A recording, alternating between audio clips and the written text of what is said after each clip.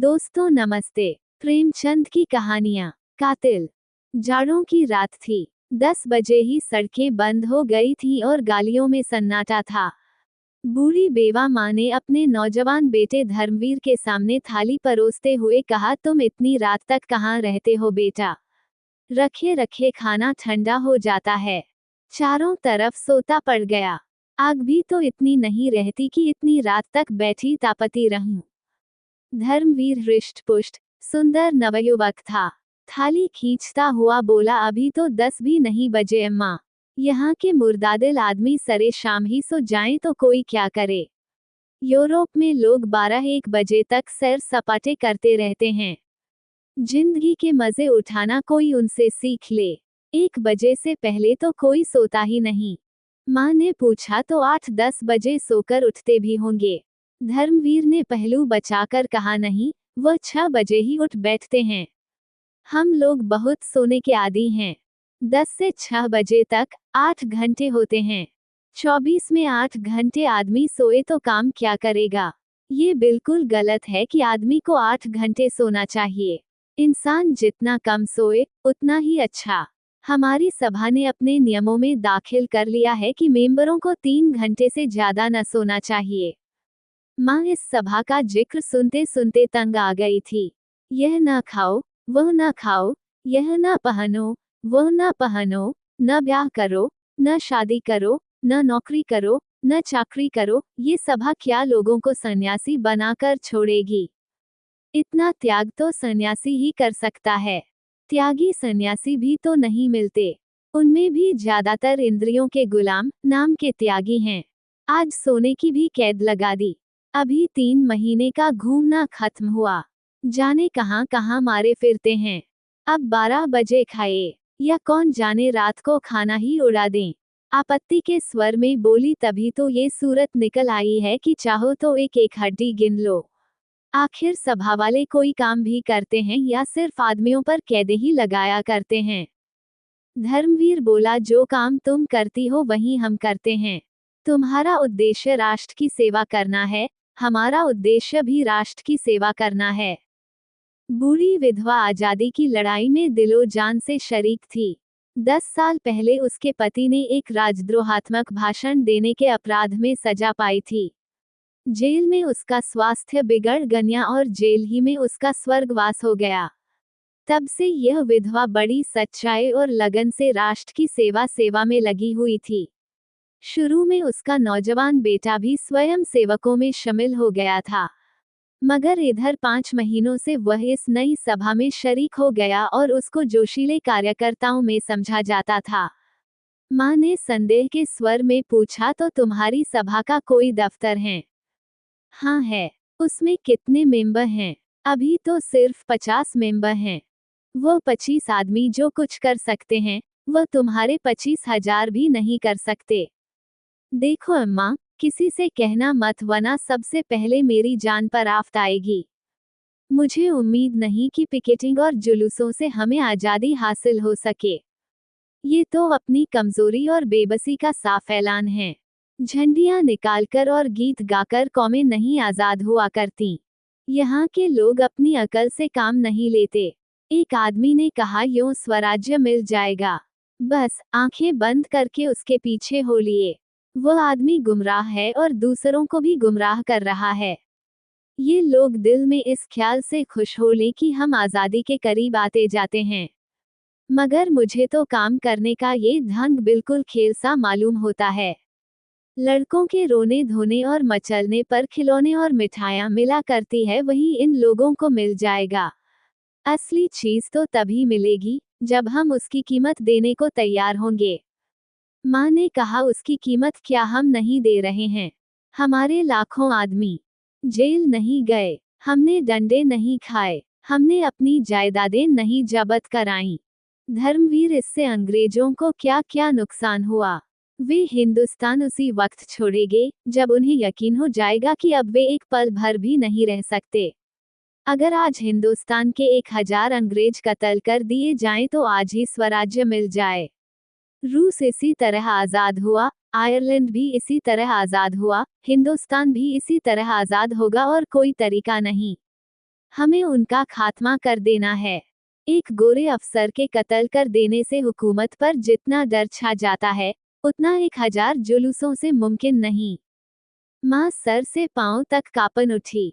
उसे विधवा हुए 10 साल हो गए थे। यही लड़का उसकी जिंदगी का सहारा है।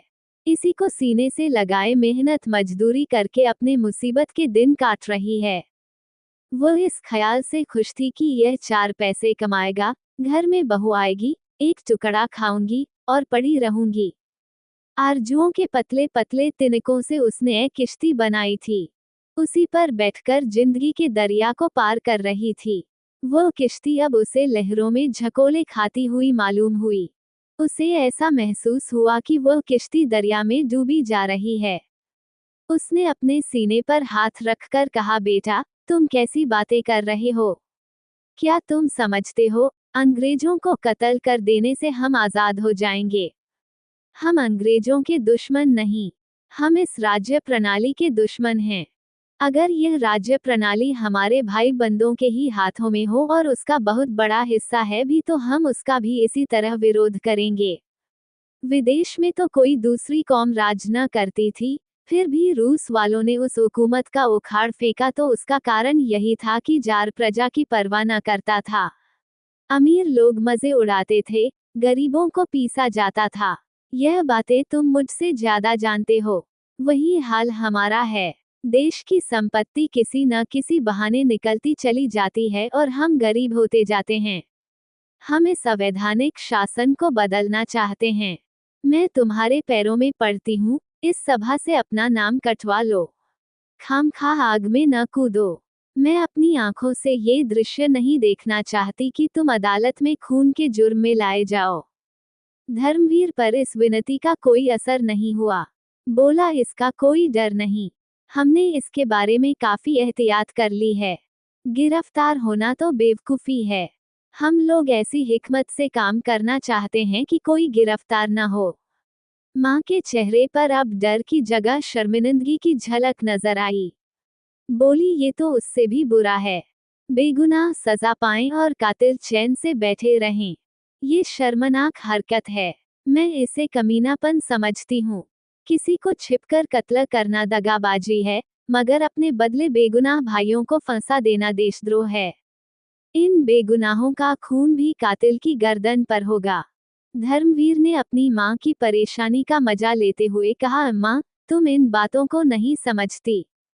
तुम अपने धरने दिए जाओ, जुलूस निकाले जाओ। हम जो कुछ करते हैं, हमें करने दो। गुनाह और सवाब, पाप और पुण्य, धर्म और अधर्म, ये निरर्थक शब्द है। जिस काम का तुम सापेक्ष समझती हो, उसे मैं पुण्य समझता हूँ। तुम्हें कैसे समझाऊं कि यह सापेक्ष शब्द हैं? तुमने भगवद गीता तो पढ़ी है। कृष्ण भगवान ने साफ कहा है, मारने वाला मैं हूँ, जिलाने वाला मैं हूँ। आदमी न किसी को मार सकता है, न जिला सकता है। फिर कहाँ रहा तुम्हारा पाप? मुझे इस बात की क्यों शर्म हो कि मेरे बदले कोई दूसरा मुजरिम करार दिया गया? ये व्यक्तिगत लड़ाई नहीं, इंग्लैंड की सामूहिक शक्ति से युद्ध है। मैं मरूं या मेरे बदले कोई दूसरा मरे, इसमें कोई अंतर नहीं। जो आदमी राष्ट्र की ज्यादा सेवा कर सकता है, उसे जीवित रहने का ज्यादा अधिकार है।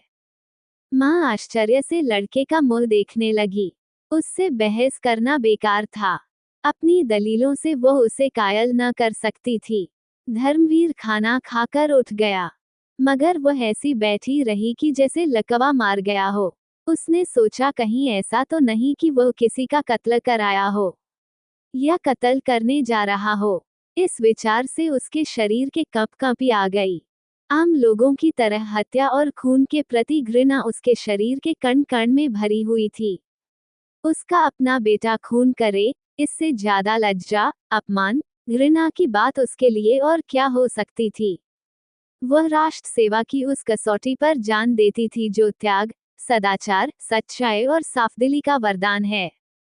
उसकी आंखों में राष्ट्र का सेवक वह था जो नीच से नीच प्राणी का दिल भी न दुखाए, बल्कि जरूरत पड़ने पर खुशी से अपने को बलिदान कर दे। अहिंसा उसकी नैतिक भावनाओं का सबसे प्रधान अंग थी।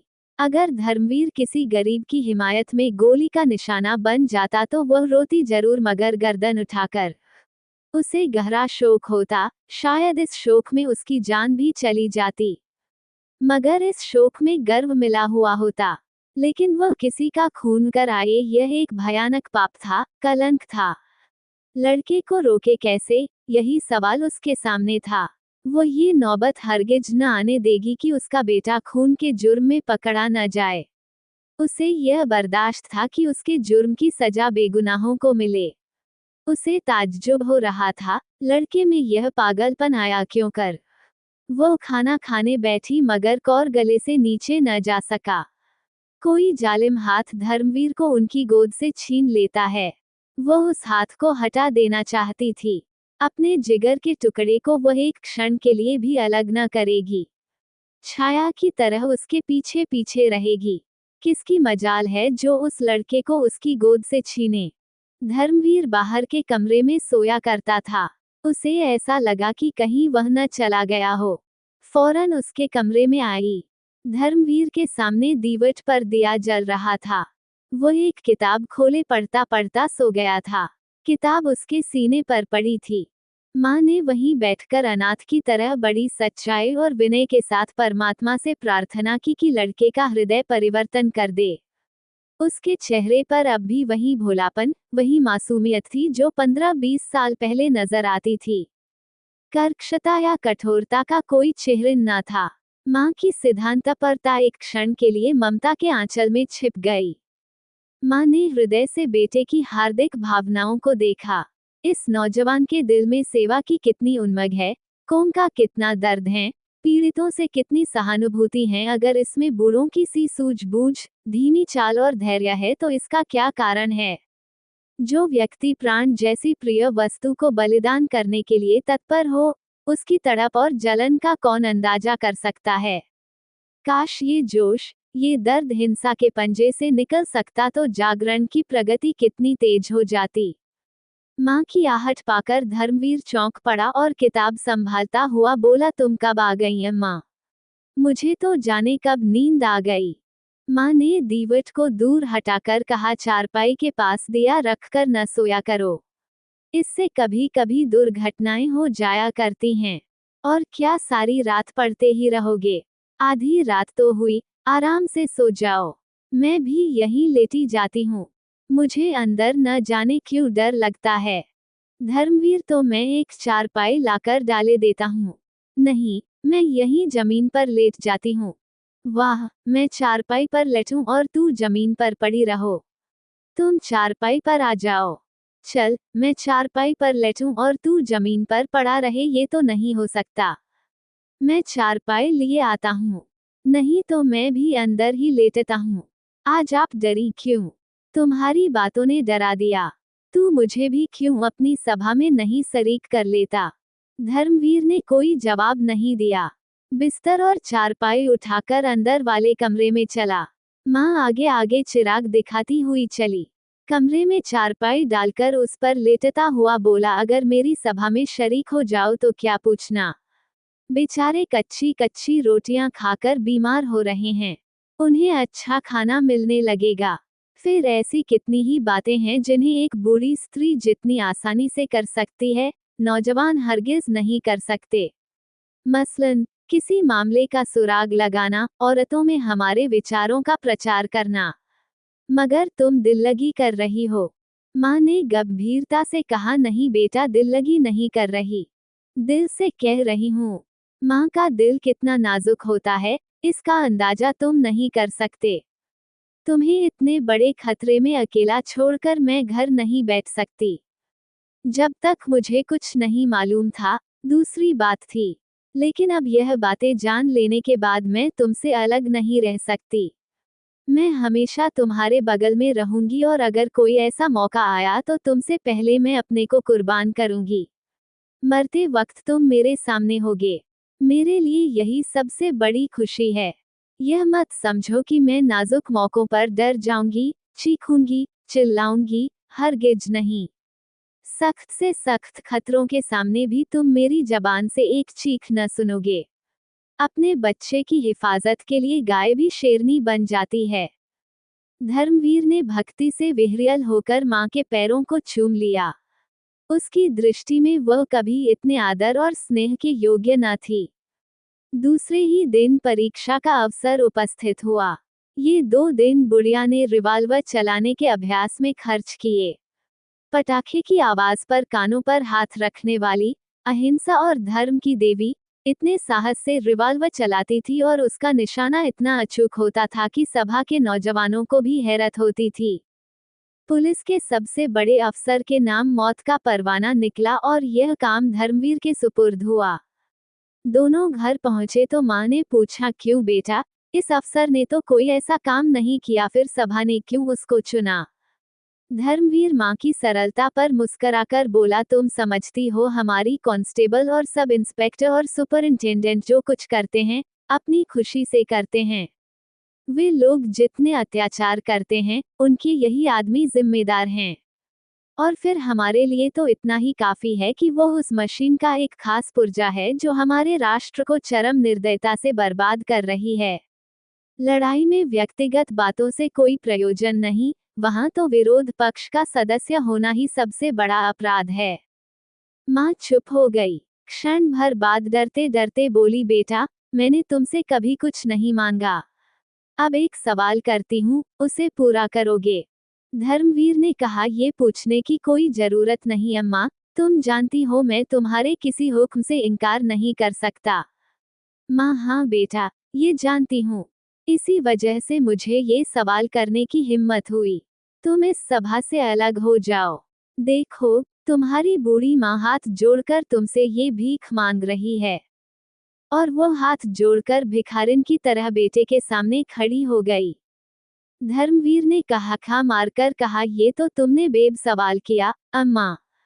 तुम जानती हो इसका नतीजा क्या होगा? जिंदा लौटकर न आऊंगा। अगर यहाँ से कहीं भाग जाऊं तो भी जान नहीं बच सकती। सभा के सब मेंबर ही मेरे खून के प्यासे हो जाएंगे और मुझे उनकी गोलियों का निशाना बनना पड़ेगा। तुमने मुझे ये जीवन दिया है, इसे तुम्हारे चरणों पर अर्पित कर सकता हूँ। लेकिन भारत माता ने तुम्हें और मुझे दोनों ही को जीवन दिया है और उसका हक सबसे बड़ा है। अगर कोई ऐसा मौका हाथ आ जाए कि मुझे भारत माता की सेवा के लिए तुम्हें कत्ल करना पड़े तो मैं इस अप्रिय कर्तव्य से भी मुंह न मोड़ सकूंगा। आंखों से आंसू जारी होंगे, लेकिन तलवार तुम्हारी गर्दन पर होगी। हमारे धर्म में राष्ट्र की तुलना में कोई दूसरी चीज नहीं ठहर सकती। इसलिए सभा को छोड़ने का तो सवाल ही नहीं है। हाँ, तुम्हें डर लगता हो तो मेरे साथ न जाओ। मैं कोई बहाना कर दूंगा और किसी दूसरे कॉमरेड को साथ ले लूंगा। अगर तुम्हारे दिल में कमजोरी हो तो फौरन बतला दो। माँ ने कलेजा मजबूत करके कहा, मैंने तुम्हारे ख्याल से कहा था भैया, वरना मुझे क्या डर। अंधेरी रात के पर्दे में इस काम को पूरा करने का फैसला किया गया था। कोप का पात्र रात को क्लब से जिस वक्त लौटे वहीं उसकी जिंदगी का चिराग बुझा दिया जाए। धर्मवीर ने दोपहर ही को इस मौके का मुआयना कर लिया और उस खास जगह को चुन लिया जहां से निशाना मारेगा। साहब के बंगले के पास करील और करौंदे की एक छोटी सी झाड़ी थी। वही उसकी छिपने की जगह होगी। झाड़ी के बाईं तरफ नीची जमीन थी। उसमें बेर और अमरूद के बाग थे। भाग निकलने का अच्छा मौका था। साहब के क्लब जाने का वक्त 7 और 8 बजे के बीच था, लौटने का वक्त 11 बजे था। इन दोनों वक्तों की बात पक्की तरह मालूम कर ली गई थी। धर्मवीर ने तय किया कि 9 बजे चलकर उसी करौंदे वाली झाड़ी में छिपकर बैठ जाए। वहीं एक मोड़ भी था। मोड़ पर मोटर की चाल कुछ धीमी पड़ जाएगी। ठीक इसी वक्त उसे रिवाल्वर का निशाना बना लिया जाए। ज्यों ज्यों दिन गुजरता जाता था, बूढ़ी माँ का दिल भय से सूखता जाता था।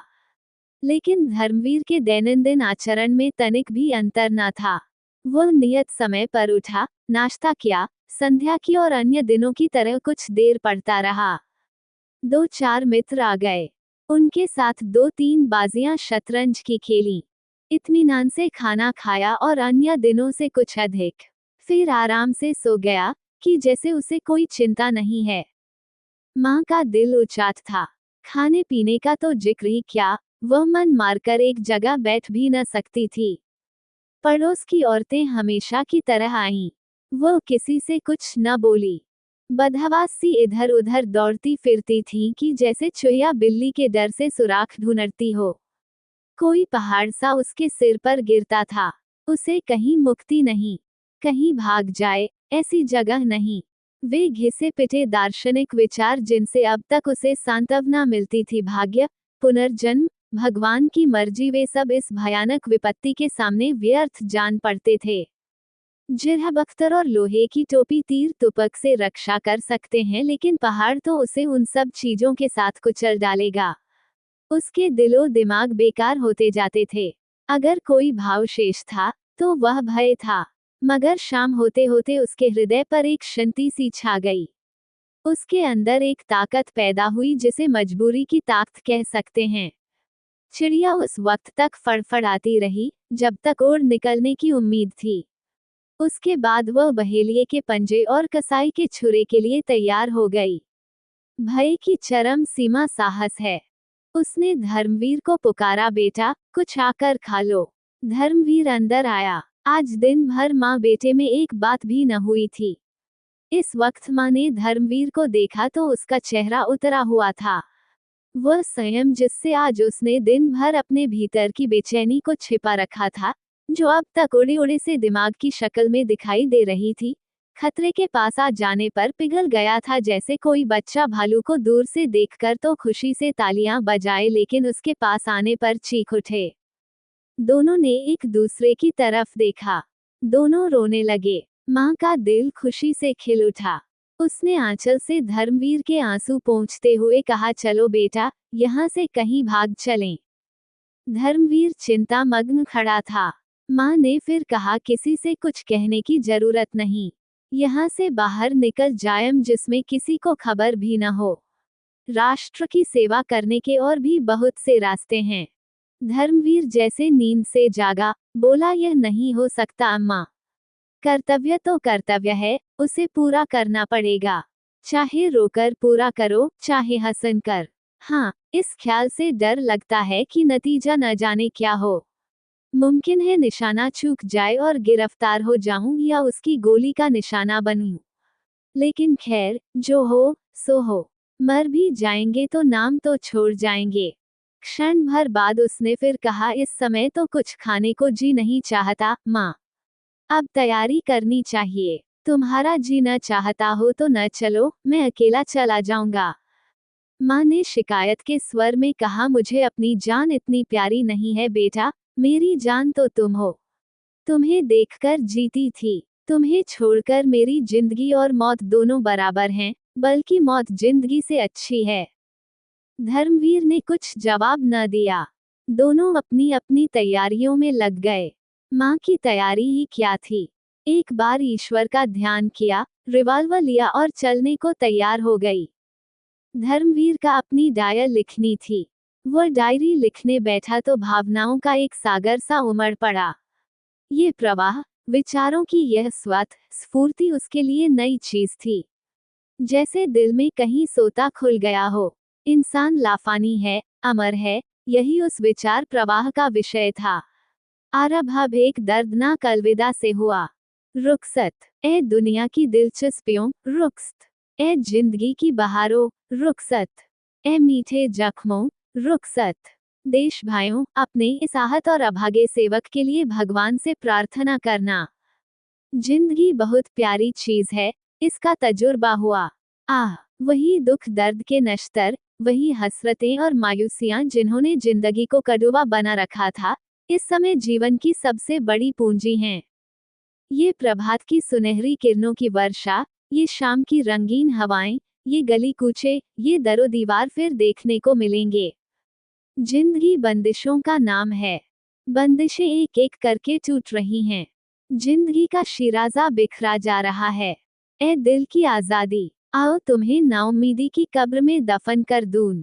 भगवान से यही प्रार्थना है कि मेरे देशवासी फले फूलें, मेरा देश लहलहाए। कोई बात नहीं, हम क्या और हमारी हस्ती ही क्या, मगर गुलशन बुलबुलों से खाली न रहेगा। मेरी अपने भाइयों से इतनी ही विनती है कि जिस समय आप आजादी के गीत गाएं तो इस गरीब की भलाई से लिए दुआ करके उसे याद कर लें। डायरी बंद करके उसने एक लंबी सांस खींची और उठ खड़ा हुआ। कपड़े पहने एक रिवाल्वर जेब में रखा और बोला, अब तो वक्त हो गया अम्मा। माँ ने कुछ जवाब न दिया। घर संभालने की किसे परवाह थी, जो चीज जहां पड़ी थी वहीं पड़ी रही। यहाँ तक कि दिया भी न बुझाया गया। दोनों खामोश घर से निकले, एक मर्दानगी के साथ कदम उठाता, दूसरी चिंतित और शोकमग्न और बेबसी के बोझ से झुकी हुई। रास्ते में भी शब्दों का विनिमय न हुआ। दोनों भाग्य लिपि की तरह अटल, मौन और तत्पर थे। गद्यांश तेजस्वी, बलवान पुनीत कर्म की प्रेरणा, पद्यांश दर्द, आवेश और विनती से कांपता हुआ। झाड़ी में पहुंचकर दोनों चुपचाप बैठ गए। कोई आध घंटे के बाद साहब की मोटर निकली। धर्मवीर ने गौर से देखा। मोटर की चाल धीमी थी। साहब और लेडी बैठे थे। निशाना अचूक था। धर्मवीर ने जेब से रिवाल्वर निकाला। माँ ने उसका हाथ पकड़ लिया और मोटर आगे निकल आई। धर्मवीर ने कहा, ये तुमने क्या किया अम्मा? ऐसा सुनहरा मौका फिर हाथ न आएगा। माँ ने कहा, मोटर में मेम भी थी। कहीं मेम को गोली लग जाती तो क्या बात थी? हमारे धर्म में नाग, नागिन और सपोले में कोई भी अंतर नहीं। माँ ने घृणा भरे स्वर में कहा, तो तुम्हारा धर्म जंगली जानवरों और वहशियों का है, जो लड़ाई के बुनियादी उसूलों की भी परवाह नहीं करता। स्त्री हर एक धर्म में निर्दोष समझी गई है, यहाँ तक कि वहशी भी उसका आदर करते हैं।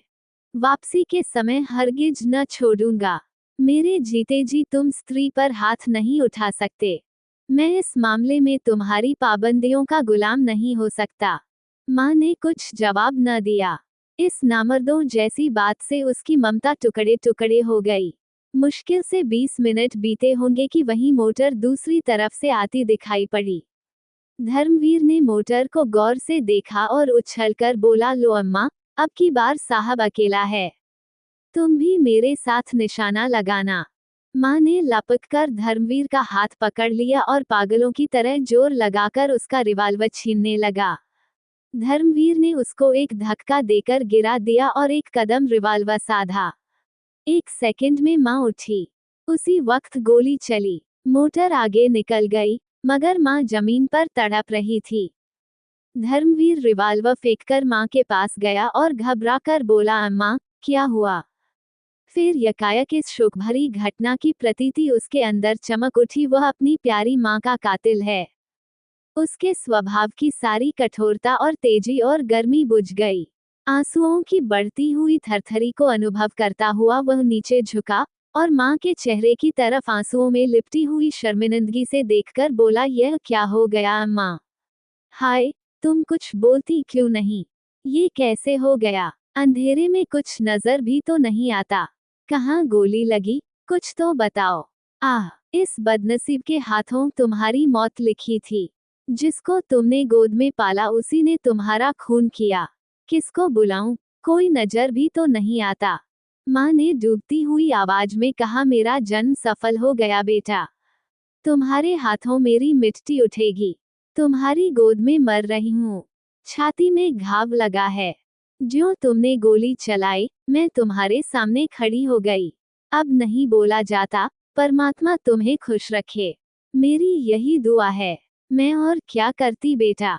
माँ की आबरू तुम्हारे हाथ में है। मैं तो चली। क्षण भर बाद उस अंधेरे सन्नाटे में धर्मवीर अपनी प्यारी माँ के नीमजान शरीर को गोद में लिए घर चला तो उसके ठंडे तलुओं से अपनी आंसू भरी आंखें रगड़कर आत्मिक आह्लाद से भरी हुई दर्द की टीस अनुभव कर रहा था।